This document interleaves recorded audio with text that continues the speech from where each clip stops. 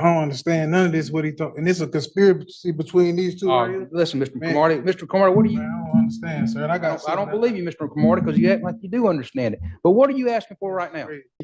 We've got three case numbers, Your Honor, 19 CF 3340, 20 CF 756, and 19 CF 3365. I know Mr. Saleen represents him in one of those. Mr. Saleen? Mr. Saleen, can you join us? Hey, Your Honor, can I speak for the record too? Williams, finish knowledge. Yes, sir. So I think we're set to go to trial on 193365 next week. And I presume 2756 as well. Yes, Judge. I know that we had a couple motions that we dealt with last week. I didn't rule on the motion to consolidate. I don't You believe, did, Judge.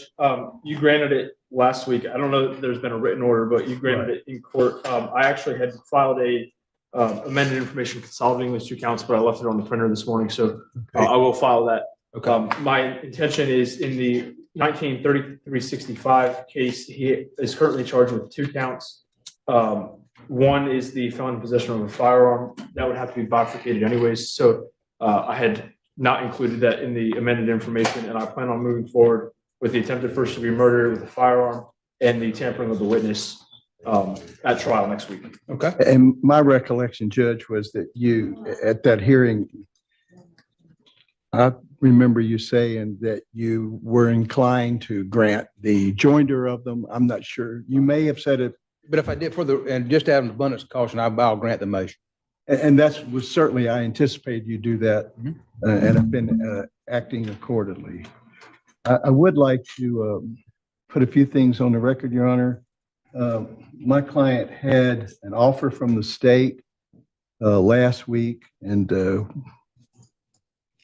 he did not wish to take advantage of that offer.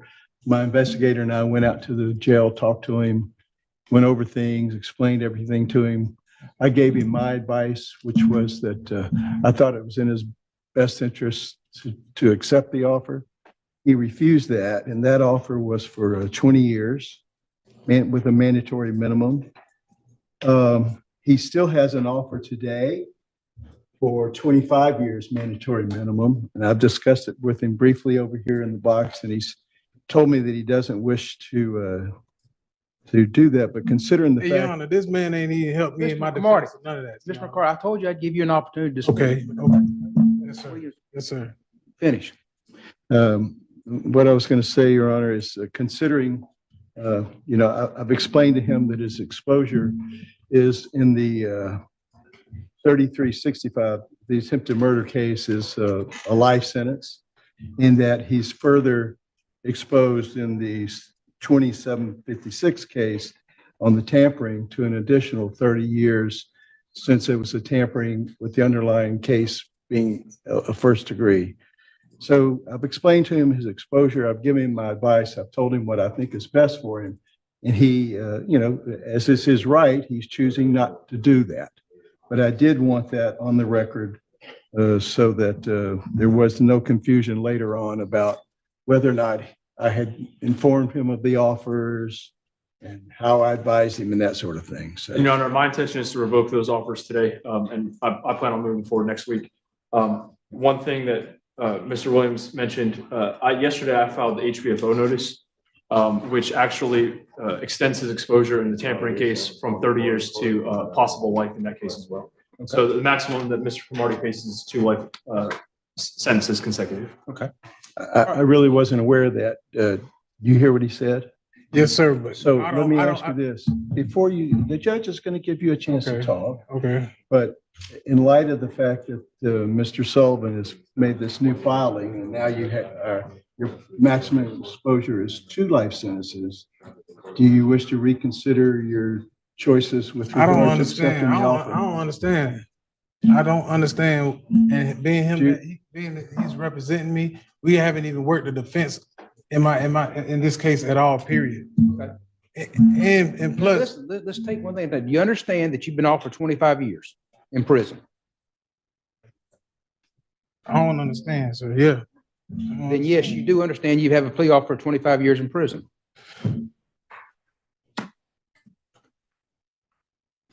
I don't understand because I'm innocent. I don't know. I don't know what's going Listen, on. I don't know what they. I don't know what. Listen, you've entered a not guilty plea, so there's a presumption that you're innocent, or a presumption you're not guilty. So that, regardless of your claims or the fact that right now we presume you not guilty, you understand the state has offered to let you plead no contest to charges, and it'd be a 25-year sentence. And I believe, what is it? Is it a minimum mandatory 25? It would be a minimum. Minimum mandatory minus the time you served in jail. No, I just need to, you understand that's the plea offer from the state.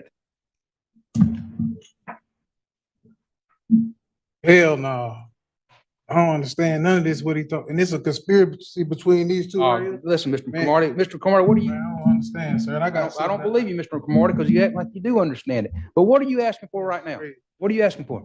I'm asking for him to be removed off my case. Raise your right hand to be sworn. I do. Wait till the oath is done, sir. Do it again, madam. Yes, sir. Raise your hand again. Solemnly swear the testimony you're about to give is the truth. Yes, ma'am. All right, Mr. Cromartie, state your name. Jamel Cromartie. What are you asking for today, Mr. Cromartie? This name of this contract does not refer nor identify the male standing in this corporation. I, Jamel Cromartie, being forced to go against my will and my best interest. My right of due process have been impeded upon.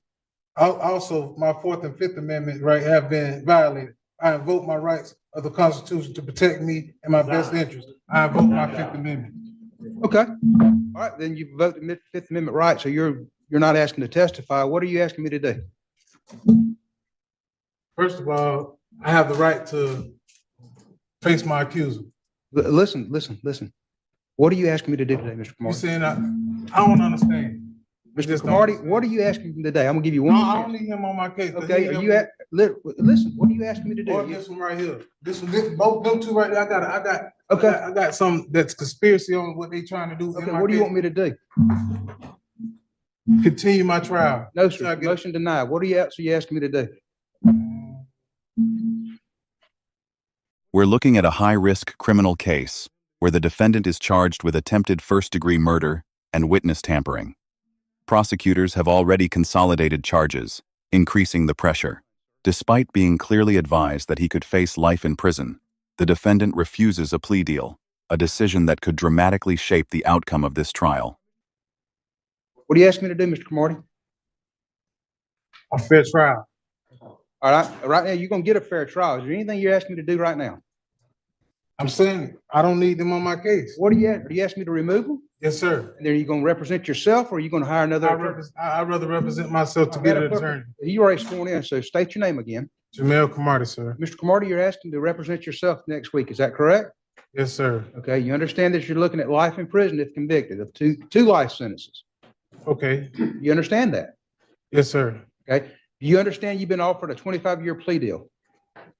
Yes, sir. And when you said before you didn't understand that, you were not being truthful with the court. Is that correct? I mean, I'm saying yes, sir, to say yes, sir. I'm guessing you're agreeing with me. I don't know. No, I'm asking you a question. So you don't understand that. Is that correct? Understand what? That you have been offered 25 years in prison if you pled no contest, and that will settle your cases. Do you understand that? I don't know how to answer that. You're going to have to answer my questions if you want to represent yourself, sir. If not, I'm not going to find you competent to represent yourself. Yes, sir. Do you understand you've been offered 25 years in prison? Is that correct? Yes, sir. Okay. So when you said before you didn't understand that you were not being truthful with the court, is that It's correct? a lot that's going on that I don't understand. Listen to me. Yes, sir. You were not being truthful with the court. Is that correct? What stands out here is the defendant's behavior, classic sovereign citizen-style arguments. He claims confusion, alleges conspiracy, and even challenges the legitimacy of the court and his own legal representation. At one point, he tries to remove his attorneys and represent himself, despite admitting he can barely read or write. This creates a serious conflict between legal reality and personal belief. I'm not gonna say I'm being truthful. When you I said don't understand. you don't understand. You got to talk to me in a level where I got to Yes, sir. understand. I'm talking to you at the same level. But some of it I don't understand because there's some shit. So you that's don't going on. you don't understand what's going on? Half of it I don't. Okay. how far did you get in school? Ninth grade, And you read and write? barely. I could barely spell. Okay. And do you understand if you represented yourself, you'd have to do everything a lawyer I'm gonna did? do what I can that I've been trying to do. Do you understand you'd have to do I do everything? better than him. Listen to me. If you want to represent yourself, you got to answer these questions. If not, I can't allow you to represent yourself. So, I ain't trying to make a fool of myself, but Your Honor, I don't need them two on my case. okay. You can barely read and write. Is that correct? I learned. You're going to pick a jury Monday morning. I'm not continuing the case. And you're going to try the case next week if you represent yourself. Okay, And you read and write. I'm gonna learn. You don't have time to learn. So you can barely read and write. Is that correct? You don't understand about the plea offer. You understand that lawyers are trained in the rules of evidence, criminal procedure, and the law. They're there to assist you in preparing for trial and trying the case. Do you understand that? Okay, well, I'm gonna find that you're not competent to represent yourself. Mr. Salim will stay on his case. Mr. Williams will stay on that case, and we'll see you Monday morning and pick a jury. All right. This case highlights a dangerous pattern, often seen in sovereign citizen cases, rejecting legal advice, misunderstanding the system, and making decisions that carry life-altering consequences. The judge ultimately denies his request to represent himself, citing incompetence, ensuring the trial proceeds under proper legal standards.